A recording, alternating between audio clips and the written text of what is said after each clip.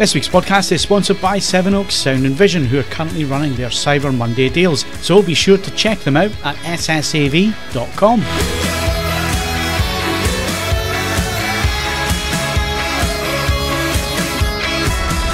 Hello and welcome to the AVForums podcast for Monday the 27th of November. It's almost the dreaded month of December. We hate it here. We just want December over the way. We want January because we're going to CES. Joining me on this edition, Assistant Editor Steve Withers. Apes together, strong. Audio Reviewer Ed Shelley. If we go to war, we could lose all we've built. And probably the most unquotable movie of all time. Well done, Steve, for picking that one. And it's Cyber Monday when you're listening to this, but while we're recording it, it's actually Black Friday, and my grand total of purchases so far is 0. Anybody else? Yeah, I mean, I'm looking at a record online, but it's not part of Black Friday, so I don't think that you always look at records online, so there's nothing unusual in that. No change there. Yeah. I was looking at phone deals, but most of those are bollocks. So, I mean, whether that would be a stronger thing on Cyber Monday, I don't know. And I also don't know what phone I want. That doesn't help. Well, Steve's been squirreling away secret squirrel stuff. You jet lagged? Yep. No, I'm alright actually. Not too bad. Slept okay last night, so I'm okay. And I'm buying some Christmas tree lights, but I don't think that'll be Black Friday deals either. Just it tends to be a bad time of the year to buy Christmas tree lights. I'm just throwing it out there. Well, I've got Christmas tree lights, but Laura doesn't like them, so I've got to get some different ones. What's are wrong with them? Are they in the shape of a cock or something? No, they're just blue and like red or something, but she wants golden coloured lights. So I'm going for warm white is my option. Surely, then the tree can double as a source of light. Surely, are the proper D65? Yeah. If you have D65. working lights already and your partner wishes to change the lights, the onus is on them to find, buy, and fit the ones that they want over and above the working option that's already in the house. Yeah, do you know what? I've lived in this house coming on 20 years and it's never seen a Christmas tree. Oh. Or even Christmas decorations for that matter. And any Christmas cards that come through the letterbox just go straight in the bin. Ebenezer no Hinton wonder that there. You're on your own. And I like it just like that. On that bleak note, I mean, I don't know. I don't mind Christmas decorations. I'm slightly annoyed that they've started to go up now. Well, you see, the hint's in the name, isn't it? Christmas decorations. You know, this is November. Yes. Not Christmas. Sorry. Yes. Look, I'm not participating. I'm simply, I would say I'm. He's trying to keep his voice down, Steve, so he doesn't get hurt. I'm just hiding in a bedroom. And I'm sure there's blokes and women all up and down the country doing exactly the same, Ed, just trying to hide at this moment in time. Don't want to get involved with the decorations or the Christmas shopping or the arguments that go with it. Yeah, I mean, to be fair, I mean, it's in my wife's defence, once actual December kicks off, as a musician, it is wall-to-wall Christmas concerts. She doesn't, in all fairness to her, have really any time in December to put decorations up. So it's either we go early or we take your approach and don't go at all. Now, there are merits to your approach, but when you have a 4-year-old, they tend to get a little bit upset. Oh yeah, I mean, don't get me wrong. I mean, the only reason that this house has never seen decorations is for the vast majority of 10 years in my previous job, I worked the whole festive period. Because those with families took the time off. So it's just a case of I was never here, so there wasn't much point decorating.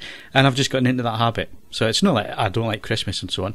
It's when it comes to Christmas time, I spend my time elsewhere. I don't spend my time in this house. So I've just never gotten into the habit of decorating. So no, it's not a bah humbug thing. It's just, well, it'd be pointless decorating here because there's only me and I don't spend my time here over Christmas anyway. So. Maybe you could get a little festive light arrangement for the Mustang's windscreen. I mean, it won't be distracting at all.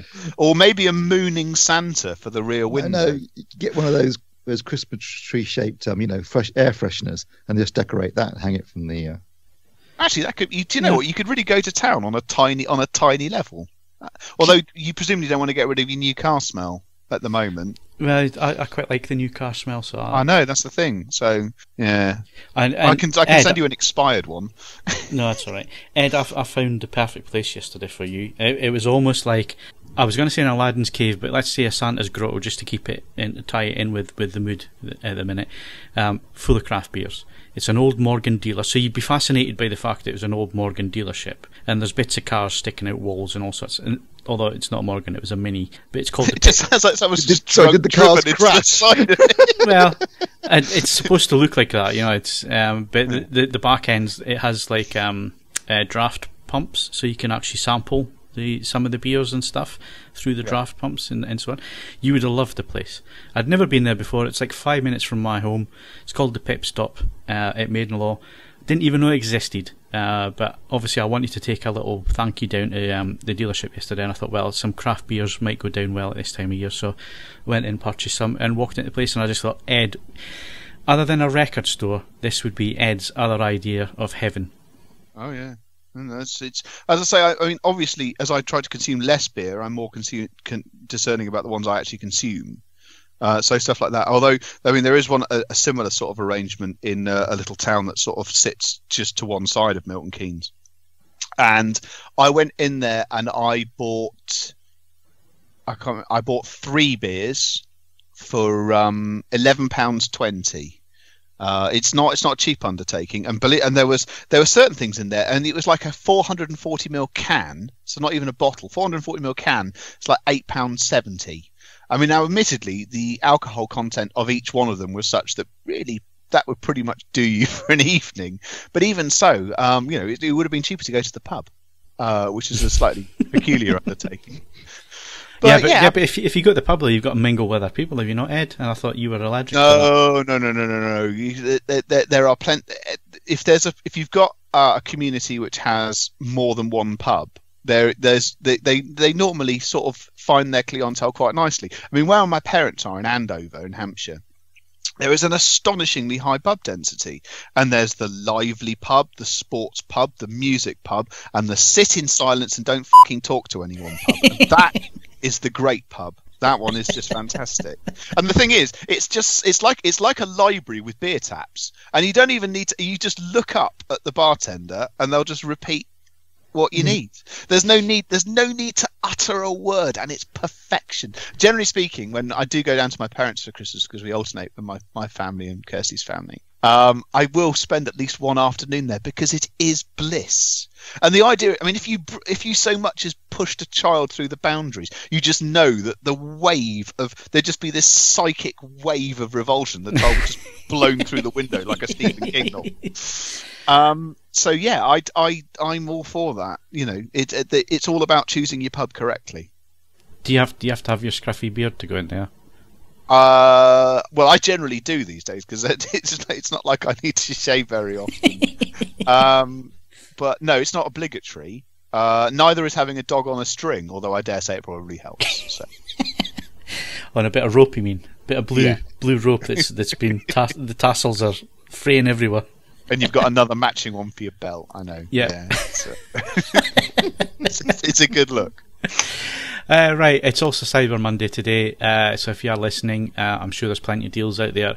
I guess Cyber Monday is more in keeping with AVForums membership. I think it's more techie sort of deals that are out there. So I did notice that Maplin are doing some fantastic deals on drones, much to my disgust, because I actually paid full price for them, and it's now £200 cheaper than I paid for it. Yeah, I wasn't very happy with that one. I'd obviously opened it and registered it and downloaded all the latest firmware, so it was a bit late to put it all back in the box and take it back and get a refund. So unfortunately, I missed out there. Lesson learned. You did support the High Street though, or the Metro Centre, or whatever. That's very true. That's very true. Yeah, I'll use that one. Yeah, good. Current competition, Steve. We have got 2 running at the moment. You can win a Dream Screen smart backlighting kit, and that competition closes on the 13th of December. And you can also win a Mio MyView C330 dashcam, and that competition also closes on the 13th of December. I can also see that you've just copied and pasted last week's. I did, yes, because it still says Mix instead of Mio. And there were no competition winners this week. Okay, so moving on to hardware news and a new item for AVForums. We've never done this before, and it's our first time, so go easy on us, people. Be gentle. But yeah, it's one thing that we've never done. Obviously, with our reviews, if we think a product is recommended, highly recommended, best buy, or a reference status, we give out badges on the reviews. But that only applies to that product in the context of the review against some of its peers, but not all.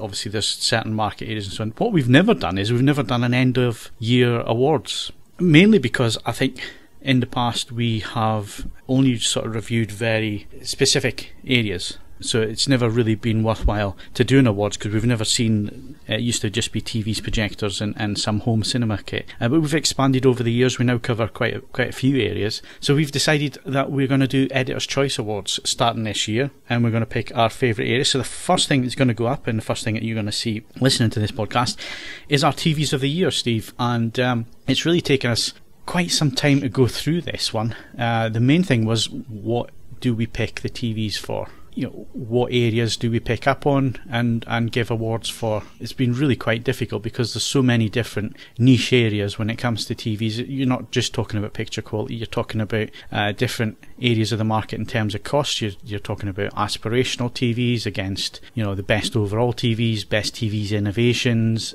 best gaming TV. So there's lots of areas that you can really sort of look at, and we sat down together, we've gone through this and kind of picked the areas that we think in terms of AVForums readers, listeners, what they really be looking for when it came to TV. So we've put it down to best home cinema TV, best gaming TV, best OLED TV, best TV under £1,500, best aspirational TV, and best TV innovation, as well as best 4K HDR TV, which I think kind of covers the whole gamut of what we're looking at, no pun intended, in terms of the TV. So if we've got best home cinema TV, well, in fact, before we go to the best of, I think it's important for us just to say that with TVs, they change every 12 months. So we've looked at the last 12 months, unless it's a product that's carried over and is still a high-end. Yeah, it's quite model. rare for them to do that. Most TVs get replaced every year, but there are a couple of examples, particularly this year, of TVs that were actually released in 2016 but are still the current flagship model in a specific area this year as well. So that's worth bearing in mind. Also, obviously, we've tried to, as you said, select criteria that give us a broad range of winners. What I always hate on some awards is where one tally wins every single category, and you think, well, that's really boring and pointless. You want to try and target different manufacturers and different products for their own specific areas of expertise, I think, and certain TVs are better in certain areas than others, and some are better overall as a general thing, but each TV has some interesting characteristics, and I think it's good to highlight them where you can. Yeah, so basically what we said is that the product must have been reviewed by AVForums for it to win an award, obviously. First of all, and most importantly. And that that had to have been in the last 12 to 18 months, and it must currently be available as part of the official product range from that manufacturer, and it's not been discontinued this year. So those are the criteria that we gave ourselves, those are the rules that we gave ourselves, and it wasn't easy. It's taken quite a bit of time for us to come up with the list. But let's go to best home cinema TV first of all, Steve. And I guess the choice here was, I wouldn't say it was obvious, but it certainly helped Panasonic that they have been developing their prosumer TVs, basically.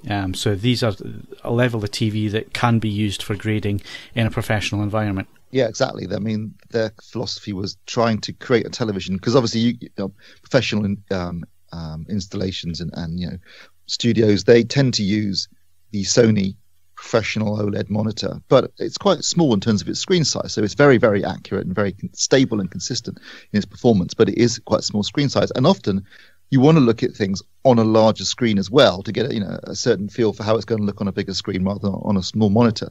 So they basically developed, particularly the EZ-1002, they basically developed a semi-professional TV that gives you almost the accuracy of a Sony professional monitor, but on a much larger screen size, and that's targeted to facilities that don't necessarily want a bigger screen or don't want to spend 30,000-40,000 quid on a monitor, and they can get this. So even though it might seem expensive to a consumer, and it has dropped in price quite considerably since we actually reviewed it originally, it's a lot cheaper than buying an actual Sony professional grade monitor, and its level of accuracy is stunning. So in terms of home cinema TV, this one definitely, I think, qualifies as the best, because you've got a big screen TV, incredibly accurate image aimed at delivering the content creator's intentions as precisely and without any changes. And I think when it comes to home cinema, that's always the prime criteria. And if you look at the ESA 1002, no question, it's delivering the content creator's intentions exactly. And for that reason alone, it's worthy of the award, I think. Okay, so that's the Panasonic TX65EZ1002B.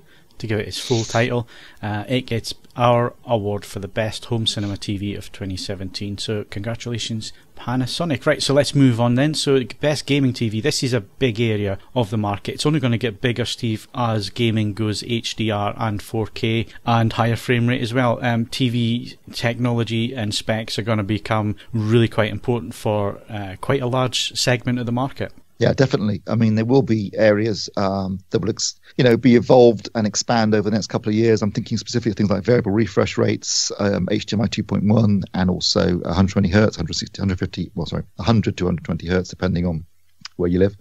But right now, as it stands, I think the key criteria for a TV is that it can do SDR gaming, HDR gaming, 2K and 4K, and also that it has a low input lag. And the winner of this award, the Samsung UE55 MU7000. It's an LED LCD TV, which I think tends to be slightly better for gaming because obviously you don't run the risk of any image retention or possible screen burn when you've got a heads-up display for hours and hours and hours of gaming. I'm not saying it's going to happen with an OLED, but there's always a possibility that might be the case. So I think in that respect, LED LCD TVs can be have a slight advantage in that respect. But also, in terms of its input lag, 17 milliseconds is the lowest we've measured this year or ever, I think.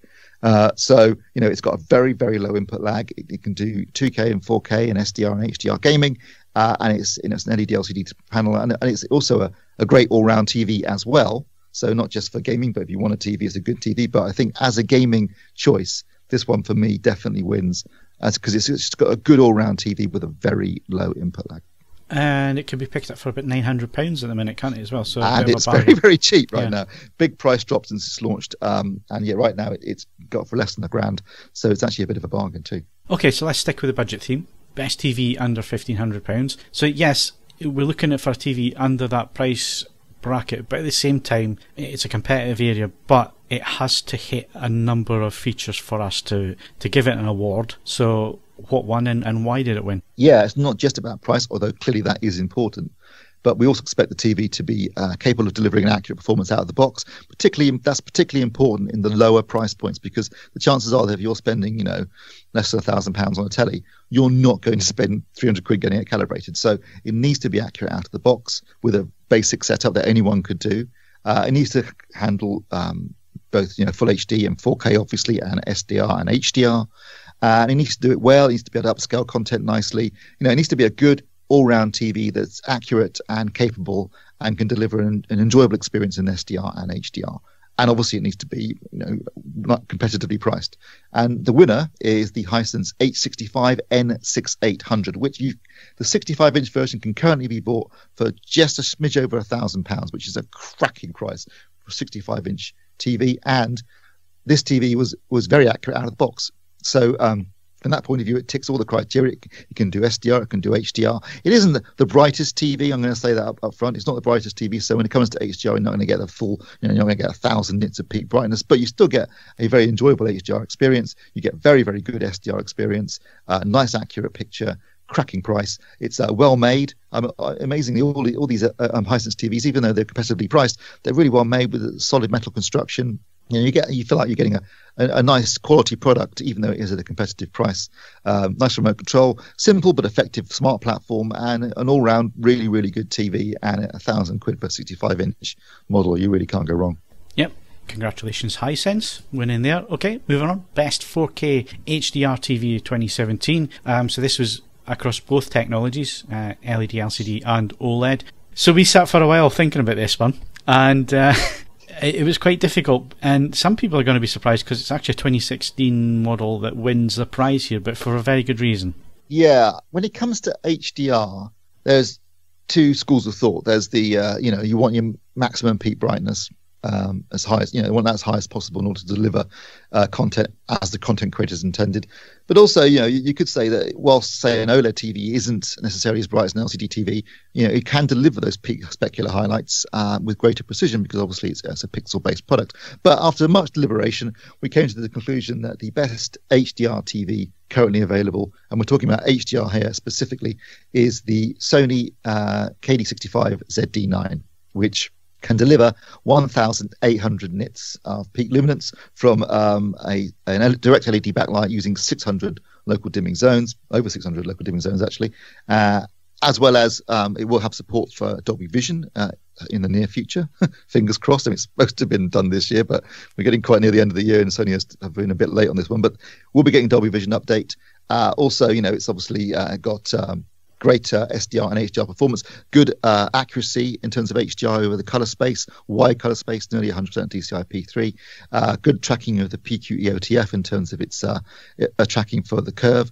And so my personal choice overall, after discussing it with you, I think this delivers the best HDR performance currently available on the marketplace. Yeah, so well done to Sony there. ZD9 has been a really good TV, keeping its price as well at the minute. It's still around about the £3,000 mark, which is still a little bit toppy, Steve, but you are getting the performance there. It is a really well put together TV, well thought out, and the dimming works particularly well on this one. Yeah, it does. All those additional zones mean that it minimises any problems with haloing or bright edges or corners, things that really affect edge-lit TVs quite badly with HDR sometimes. But this is obviously a direct LED backlight, lots of zones, and very, very bright. So you really get a really punchy, HDR performance that really pops. Good stuff.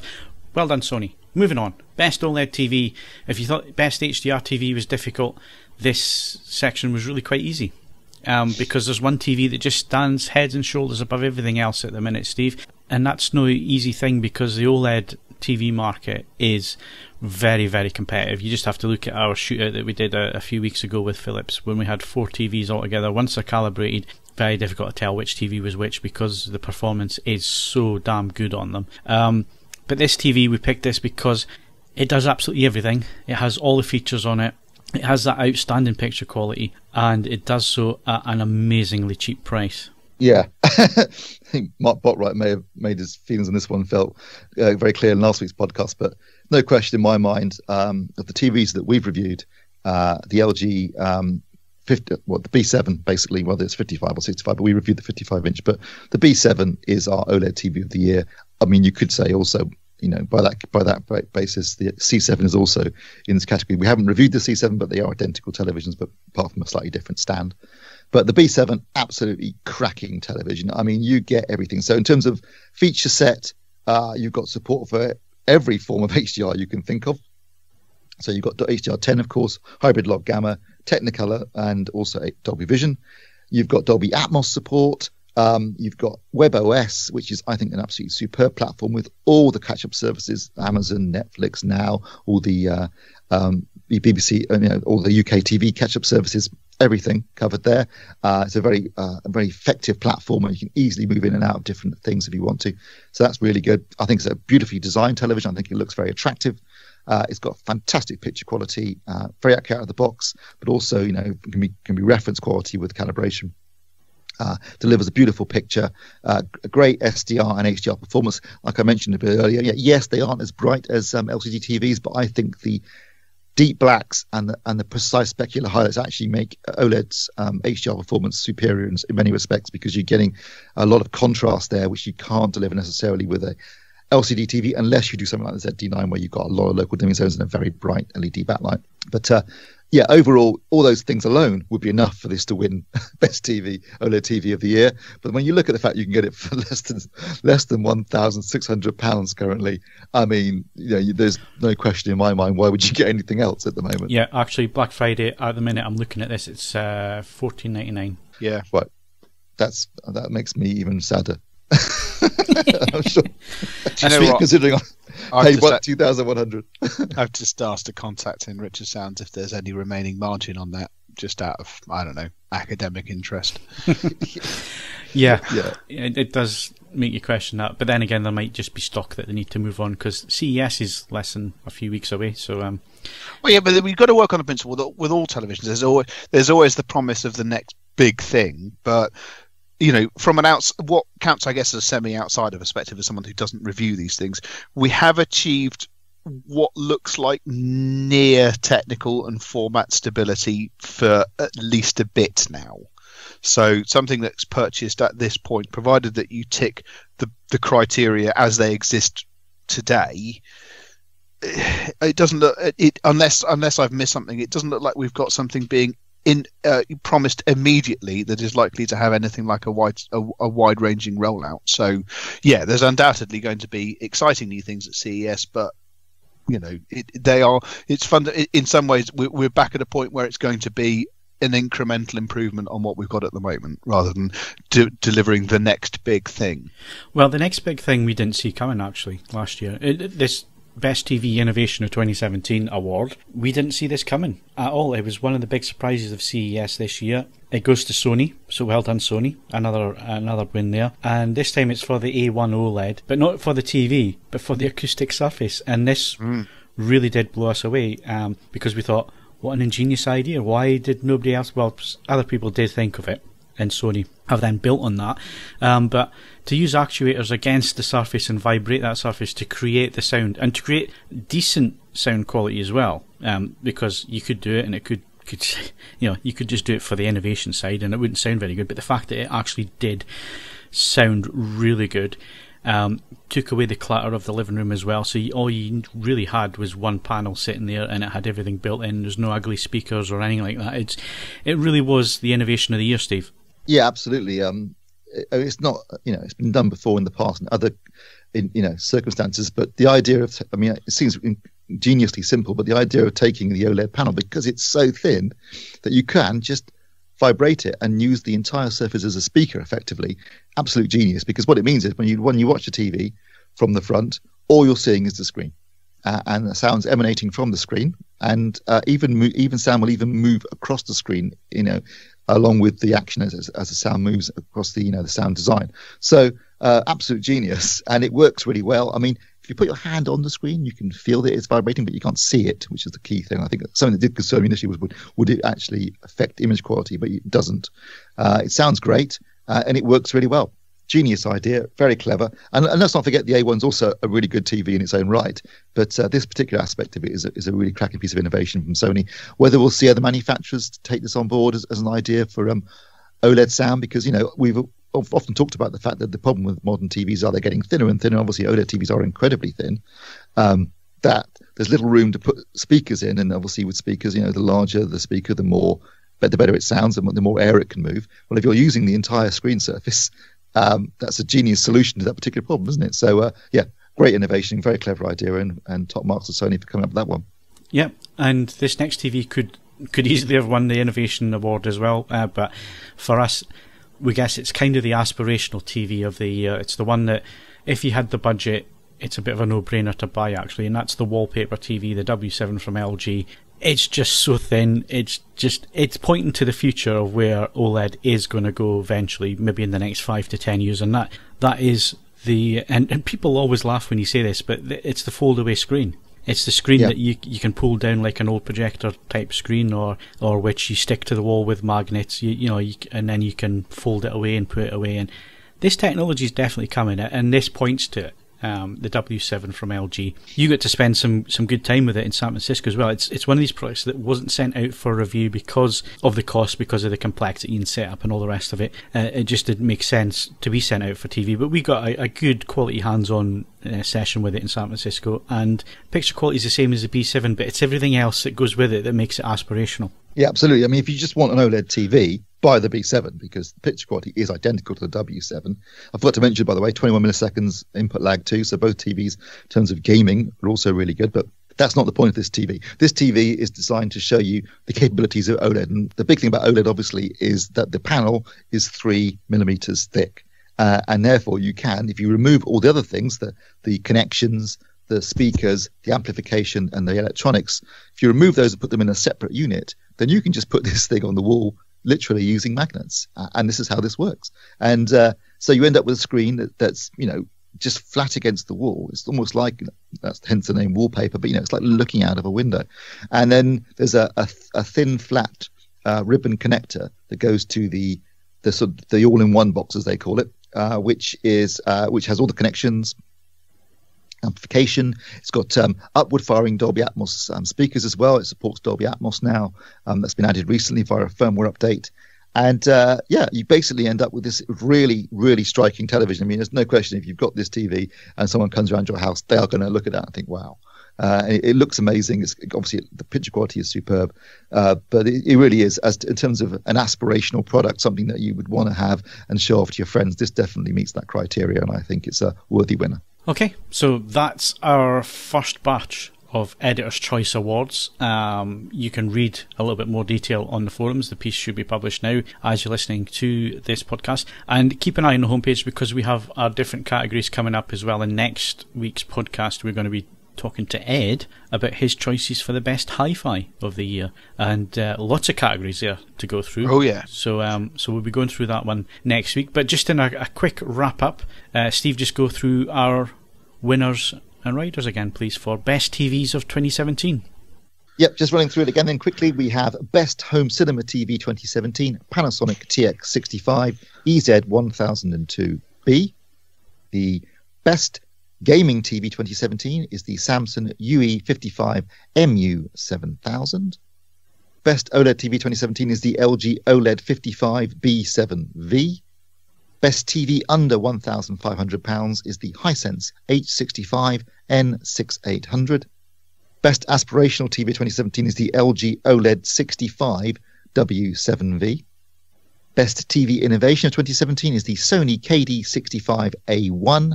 And finally, the best 4K HDR TV of 2017 is the Sony KD65ZD9.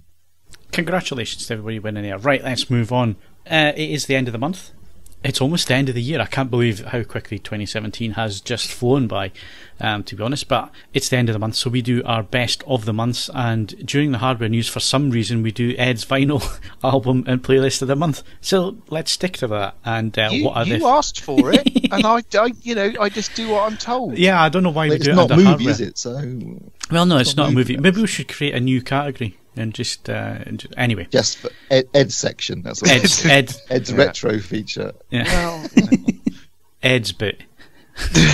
Yeah, it's probably just a catch-all, isn't it? So, yeah. Right. So your album, vinyl release, and playlist of the month, Ed. Yeah. Right. Album. Pretty simple on this, because it doesn't happen very often, and they're normally events when they do.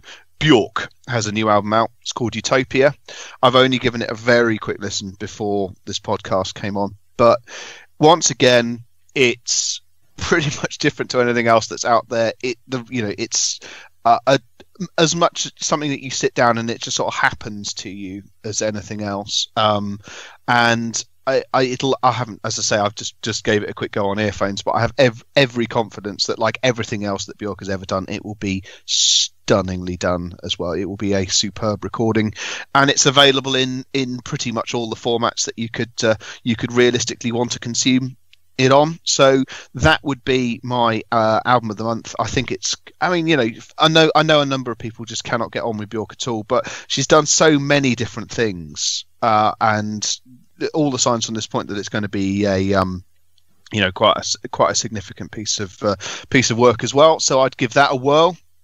Vinyl release of the month is completely different, because this album's been out for a couple of months already as a digital copy, and some of the tracks have been around for a very long time.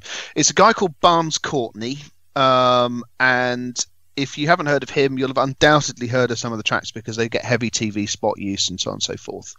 But he, after a number of EPs and single tracks, he's put together an album. It's called The Attractions of Youth. And for reasons I don't fully understand, it's taken until today for the vinyl version of it to be released. And I've actually got a copy inbound as we speak. Hopefully my wife can intercept it whilst doing Christmas decorations. I suspect, although I have to say this is done currently on just me hoping, that it's a bit of a rough and ready digital recording. It's been done for radio play and so on and so forth. I'm hoping that the vinyl pressing will be a little less hot and have a little bit more sort of space and refinement to it. So, and it's got some cracking cover art as well, and I suppose fairly importantly, it's got some good tunes. It's a pretty unusual sound. It's sort of every now and again you think, well, that's a bit Kings of Leon, but then it lurches out and goes in completely different directions. And he's annoyingly young, so I dare say that he's got quite a bit more left to give. So yeah, that would be my vinyl suggestion for the month. It's also quite reasonably priced on most of the locations that you can buy it from. Playlists, once again, I apologise for continuously going to Tidal, because I know that vast majority of people are Spotify or Deezer and so on and so forth, but no one else seems to be putting in any significant effort at playlist creation. Now, Tidal did have a slow point, but they have since got their asses back in gear and started doing some interesting stuff. And there are 2 separate playlists which I think are worthy of a look. There is a cracking playlist for people that like that sort of thing. There is a one called London Is Now. It's British jazz. If I need to be clear on this is not just classic, man with sax, man with trumpet sort of stuff. Modern jazz does encompass a lot of different sounds, and a lot of them are on this playlist. And I think it's certainly something which you can listen to. And generally speaking, there should be at least one thing that appeals on there, and you can then track back through the artist and their material. And then something which is a bit more, I suppose, mainstream, quite interesting, because I have to say, some of these took me by surprise. There's a playlist called Sampling ELO, so Electric Light Orchestra, staple of the 70s and early 80s, and it just runs back through all the tracks that have borrowed bits of ELO tracks. So it plays the ELO track that they've been, and then the thing that sampled it, and some of them I had no idea about. And it's actually a really good listen. So that's my weird section out of the way. Feel free to disagree violently, but at the end of the day, it's only music, so don't get too het up. And those would be my choices. So there you go, nice and tight. Okay, so that's it for hardware news. We're going on to movie news next.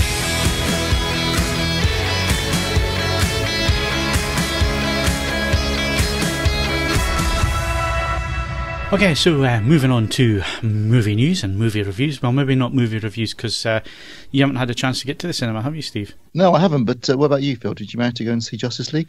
I'd rather not speak about it. You knew this wasn't going to be a good experience if Kaz gives it a 5 out of 10. Well, you see, you tricked me into this one, because you said before you were going to get on your flight, you said you were going to go and see this so you could talk about it on the Friday, and I thought, well, we kind of have Steve doing most of the talking on the podcast, so I'll go and see it as well, so we can at least discuss it together and have a bit of group therapy together, having had to witness it. But you juked out and you didn't go. I didn't go. I didn't have time in the end, unfortunately. But did I miss much? No, you didn't. Yeah, there's some people saying at least it's better than Batman versus Superman, but that's kind of a low bar to start with anyway, isn't it, really? So the problem with it was I had no investment in the characters. They did nothing apart from Wonder Woman. I thought Wonder Woman was great, the standalone film. I really enjoyed it. I thought it was really quite good, and I thought, well, if DC could do this and multiply it, then they're on to a winner, at least in terms of comic book superhero type stuff. And they've got some decent characters in there to build on. They should be able to do something decent with it. But the problem was, I didn't like any of the characters. Didn't invest in them. I don't like his version of Batman. The older statesman, kind of grumpy, time for retirement type. After you've had Nolan's Batman, I think this time around it just doesn't quite work. I've never liked Superman. So it was always going to be a difficult sell to me anyway, and I guess I'm not a comic book guy, I'm not a superhero movie guy, so you're going to get what you get from me in terms of opinion. If you're into DC, if you're into Marvel and that kind of thing, you're going to forgive a bit more. You're going to know a little bit more about the backstory and so on to kind of probably buy into it a little bit more than I did. For me, it had to capture my attention straight away. It didn't do that. I was sitting looking at my watch all the way through. The bad guy, nah, I just had no interest. It's like, yeah, whatever. I hope the bad guy wins because I'm bored.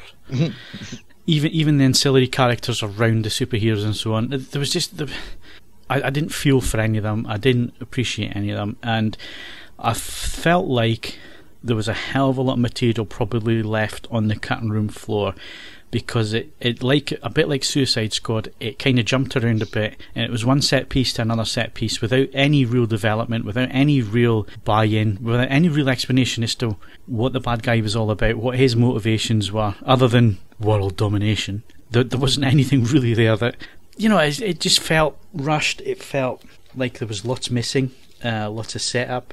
It felt like maybe it was rushed to the big screen, where they maybe should have taken some time to maybe do a couple more standalone movies with the characters, so we get to know them a little bit better before kind of jumping in at the deep end for some of these characters. They're absolutely brand new on the big screen, so you want some development time with them, and there wasn't any.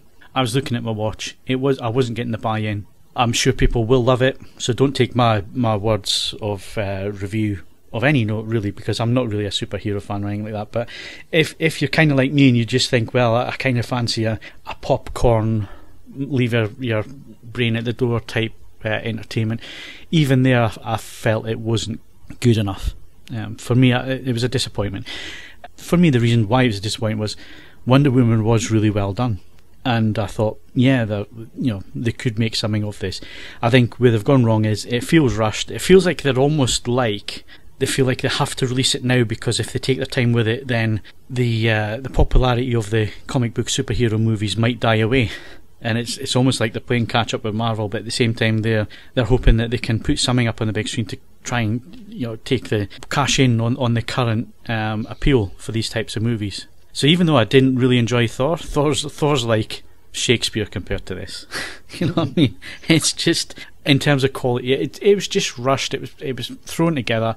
Didn't make much sense. The bad guy was absolutely pants. And there was no buy-in. There was no, because they're superheroes as well, they're going to survive. So there's no threat level there. There's no suspense. Whereas I like the way that Marvel are mixing it about with their stuff. So some of them are comedic, some of them are a bit more darker in tone and a bit more serious. I like what they're doing with the genre. Whereas I think DC, it just feels like they're playing catch up, and it's not working for them at the minute. Yeah, I think that's true. I think they definitely could be accused of rushing things. I mean, if you look at the Avengers, there were 5 films before that, setting up each of the 5 characters before we got to the actual Avengers movie. So there was plenty of buy-in and build-up, and you didn't have to. I mean, when you've got in the film, for example, you didn't even mention Cyborg, the Flash, and Aquaman in your review, because there have been no individual films for those 3, and you probably aren't that familiar with them as comic book characters. So there's you got to set up major characters as well as set up the film itself. And I think it isn't helped by the fact, obviously, that very sadly Zack Snyder had to move away from the production during just after cinematography had finished because his daughter died, and Joss Whedon came in to finish it off, rewrote quite a bit of it, did reshoots, and that's probably partly why maybe it feels slightly uneven. But also there are rumours that it's been cut down quite a bit from an original length of about 3 hours, which is what happened with Batman vs Superman as well. Actually interesting. So maybe we'll get a longer cut with the disc release that will perhaps fill out a lot more of the plot. But yeah, they're definitely guilty of playing catch up and rushing things to try and get to the point that Marvel are at. But Marvel had the sense to take their time and do it carefully and gradually build up and bring in characters. And I think it's been reflected in the fact that it has underperformed at the box office. It hasn't done as well as everyone thought it would, and it hasn't done very well critically either. So I think that shows you that people are prepared to say, look, if it's not very good, I'm not going to go and see it. Yeah, and it just felt forced all the way through. Even the humour felt forced.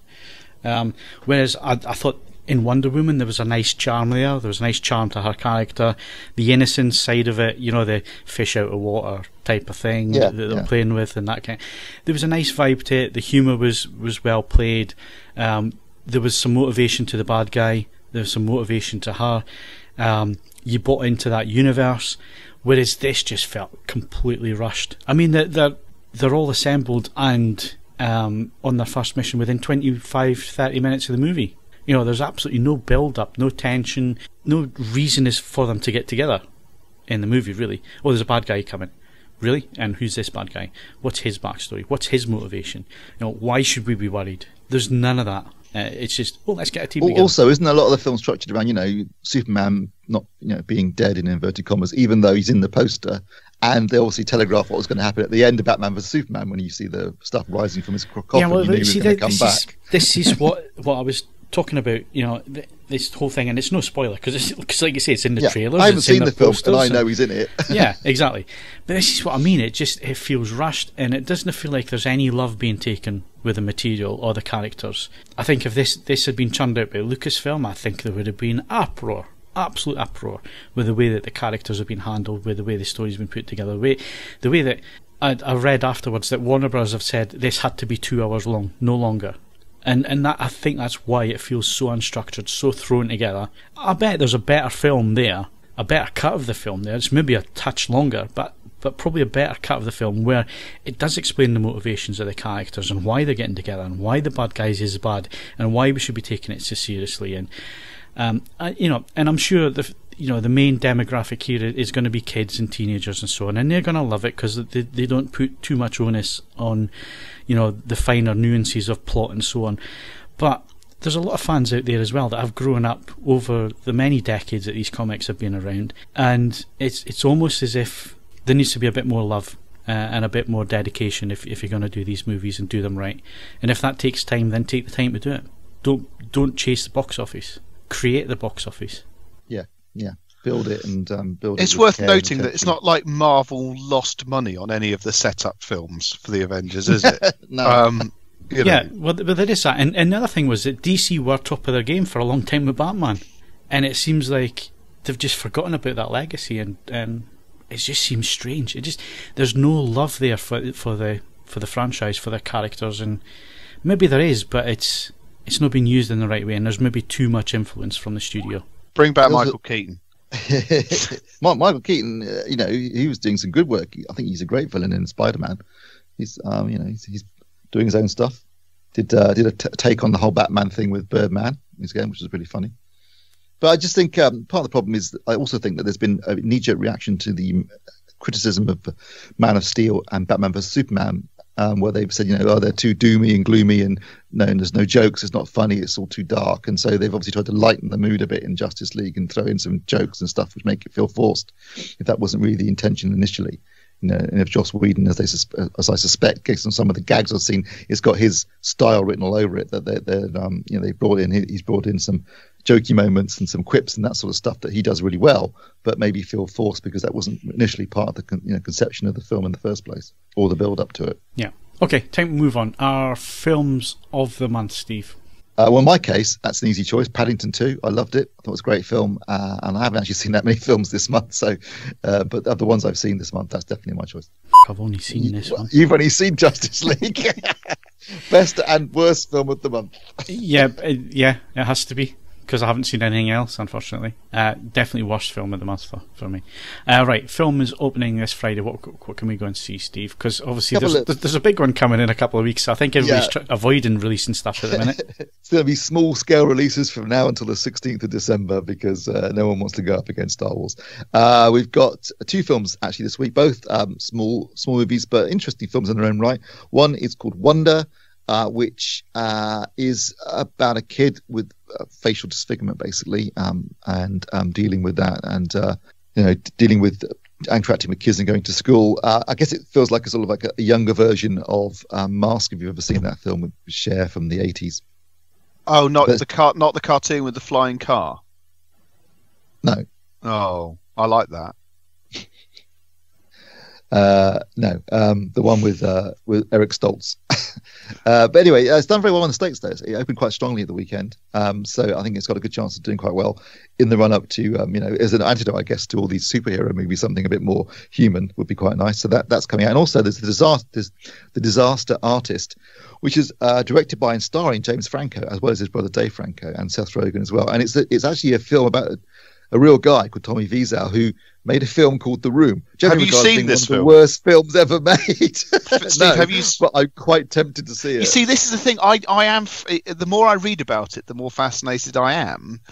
But it feels like I can't necessarily go and see The Disaster Artist until I have, for better or worse, watched The Room. I don't know if that's something you feel is the same way, or do you reckon actually seeing the Disaster Artist first and then go to watch The Room might make an interesting experience? I mean, yeah, it looks really funny in the trailers. And like I say, it's a film that this guy made over, he spent quite a lot of time and money and years making, and everyone just said this is awful.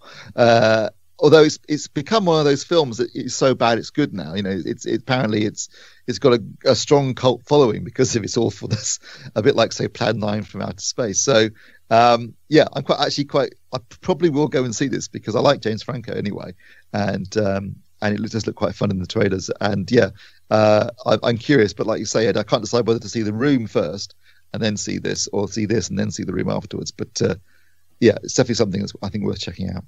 Yes, it's getting a lot of awards buzz, by the way. So it's certainly being touted for a possible contender for next year's awards. The irony being, of course, so one of the worst films ever made, by extension, creates an award-winning movie.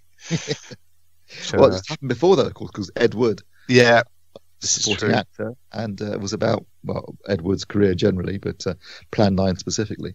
And Plan 9 from Outer Space. Also, there was a computer game, Plan 9 from Outer Space, which was absolutely brilliant. I mean, judged by the technology of the very early 90s, I need to stress it probably hasn't held up brilliantly, but it was really quite clever what they'd done with it. So, there you go. Create shite, and people will find the gold in it. Okay, so moving on, Blu-rays of the month. Did you buy any this month, Steve? Yep, couple actually, and both very good. I've got Jabberwocky, which is a new Criterion Collection release of Terry Gilliam's first solo directorial feature, which I really like. It's very Python-esque in its humour, but it's sort of starts showing Gilliam's unique style for creating the past and other worlds in his own inimitable style, and it's very funny. It's got Michael Palin in the lead. It's good. Criterion set as always, great picture and sound, lots of really interesting extras. So I recommend that thoroughly, particularly if you're a Gilliam fan, and I think Jabberwocky is a really good film. Plus also, and this is an interesting one, William Friedkin, hot off the back of having made The French Connection and The Exorcist, his next film was a film called Sorcerer, which was a remake of Wages of Fear, which is a French movie about a bunch of guys trying to get nitroglycerine across a mountain without blowing themselves up to put out a oil fire. He remade it, and unfortunately for Sorcerer, it came out the week after Star Wars. So it came out for a week. It wasn't making any money, and the cinema chains just pulled it immediately and brought Star Wars back, and that was the end of Sorcerer. And it cost a lot of money, and it was very difficult to make, and it's generally regarded as being one of Friedkin's best films. It's really, really good. I thoroughly. My dad had me watch it because it's one of his favourites, and I watched it when I was 10 or 11, and it's like, that was just amazing. The rope bridge scene alone is worth the price of admission. Yes, it's generally regarded as being a brilliant film. Friedkin thinks it's his best film. Many people think it's Friedkin's best film. Many people love it, but it didn't get it didn't get seen a lot because it kind of just disappeared. Yeah. So it's had a brand new, got a brief cinema re-release earlier in the year, and it came out on disc this month. And it's a cracking disc, some great extras. They've done a great job with picture and sound, and it is a generally entertaining film with some superb set pieces. The set piece where they have to get the trucks over a rope bridge in a storm in itself took months to shoot and looks like it. And this is all done in the old days. No CG, no mucking about. This was for real. And it's worth getting. It's a cracking film and an interesting curio. And if you're a Friedkin fan, I think you need to add it to your collection. I might just do that, Steve. Well, you're good luck getting hold of it. It took weeks for me to get my copy because it's sold out instantly. Well, I'll these things calm down. They always do. I'll just buy more records in the meantime. Right. Okay. So Blu-ray releases this week. This week we've got a few two big titles actually coming out. We've got War for the Planet of the Apes, the third part of the Apes trilogy, which I saw at cinema and thoroughly enjoyed. I thought it was really good. I think it did a great job of bringing the three films to conclusion and setting up, basically ending up effectively where you would need to be to have the Planet of the Apes happen. The animation is just staggering. I mean, you just totally forget they aren't real apes talking. So that's worth getting. That's on Blu-ray and Ultra HD Blu-ray, and also available this week on Blu-ray and Ultra HD Blu-ray is Valerian: The City of a Thousand Planets, which I think we both saw at the cinema, Phil, and I quite enjoyed. And I think it's going to look absolutely stunning when it comes out on disc. And and also includes both Dolby Atmos and Dolby Vision. So that will definitely be a go-to disc, I think, for Ultra HD Blu-ray fans who don't mind about limitations to the actual quality of the film. Yeah, it's pure eye candy. Okay, so moving on to UHD Blu-rays of the month. Any there, Steve? Actually, quite a few this month. It's been a good one. My personal choices, and I'm not gonna pick one. I'm gonna pick a few. So, I've just mentioned one of them, which is War of the Planet of the Apes. I got it early, and cracking disc, looks superb. Good Dolby Atmos soundtrack, and if you've got the other two Apes movies, it's definitely worth picking up. Also, definitely worth picking up if you're a fan of Edgar Wright is Baby Driver. Looks great again, and fantastic soundtrack. Absolutely fantastic soundtrack. Dolby Trigger Atmos warning: Kevin Spacey. Yes, Kevin Spacey is in the film, but I'm not going to hold that against it.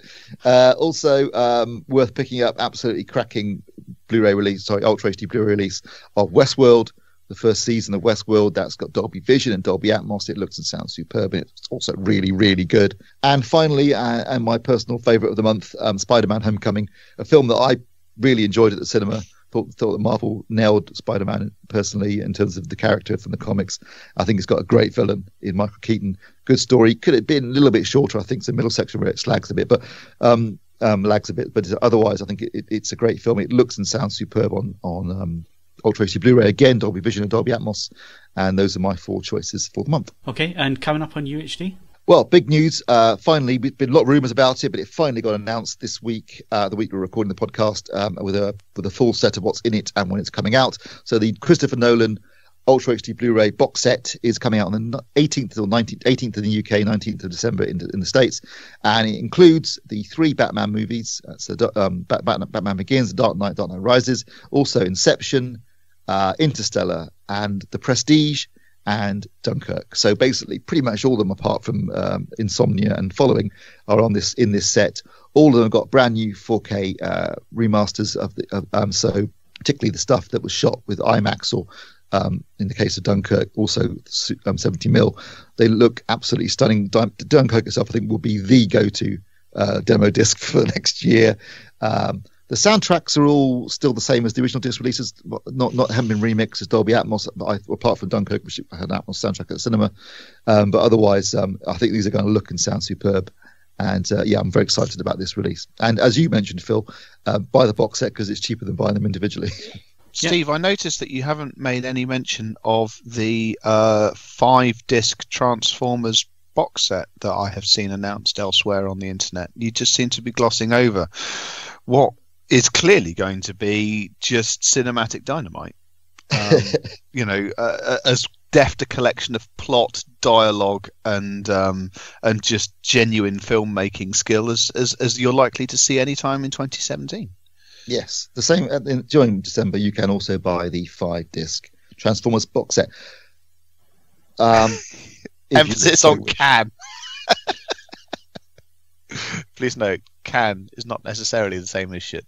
Even I'm not buying that. Yeah, there you go. There you go, listeners. If you wanted a line in the sand, Steve 4K Withers has gone. Do you know what? I mean, that's presumably because you own most of them already. Well, I've got the fifth one on 4K already, and the others I've got on Blu-ray. And given that they were 2K DIs anyway, so yeah. I'm okay. I'm good. I don't know if it's the sort of thing that you just randomly buy as a Christmas present for someone that you weren't actually that fond of. I'll be checking to see that you watch them all. Oh, really? The questions at the end. Yeah. If you're still alive. Questions at the end, like what?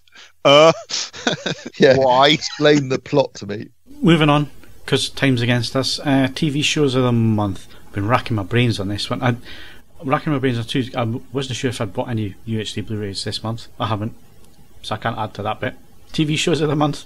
For me, Stranger Things 2 has to be that. That was the previous month. Yeah, but I only finished it this month, so for me, it's this month. I have to say, I mean, obviously, MasterChef, yada yada. Everyone else is bored. Everyone is bored of that. I shall keep myself to myself. I'm thoroughly enjoying it. If you're up for it, that's great. If you didn't watch it last Sunday, and it was 2 hours long, and there were other things on the rest of it, I thought that Guy Martin building that tank, that was absolutely cracking television, and it should still be on demand. So if you didn't watch it, do so. You don't have to necessarily have too much of an interest in in any specific aspect of it. It's just a great piece of sort of documentary making. I mean, just the man's enthusiasm for everything generally helps in these cases, but watching them, build this thing, the effort that various people in the program went to, I thought that was a really, really great piece of television, and I would thoroughly encourage anyone to give it a view. I thought it was really good. Well, on my side, I'm really loving Blue Planet 2. I think it's got some of the most amazing photography, underwater photography I've ever seen in my life. Every shot is just stunning, and they seem to find the most incredible things to show you. That's worth checking out if you haven't started watching it yet. And Walking Dead's back, and I've got to say, damn so better than last season. This time it's all-out war, and I've been thoroughly enjoying that. And Punisher was available to stream from last week on Netflix, and after a bit of a dip in quality, I think, as far as the Netflix Marvel stuff goes, this one's back to form. Great character, the Punisher, and you get what you pay for in this one. It's good, hard, brutal action as he goes around killing lots of people. So can't go wrong there. And John Barenthal's really good as the Punisher as well. So those will be my current TV choices that I'm enjoying. There you go, a wide selection of material there. So don't say we don't give you anything. And basically, I don't know where the time's gone this week. Obviously, when you listen to this, dear listener, it'll be a lot slicker than it has been so far. That's a big promise you're making there, mate. Oh well, I edit the show, so yeah, don't worry, there'll be plenty on the cutting room floor. And that's it for this week's podcast. Thanks to Steve Withers. Caesar loves humans more than apes. And Ed Selley. I thought we had a chance. Don't forget, you can follow us on Twitter and Facebook, bookmark AVForums.com for latest reviews, news and videos, and of course, leave us those 5-star ratings on iTunes, but only if you enjoyed the show. I'm Phil Hinton, thank you very much for listening, and we'll see you again next week.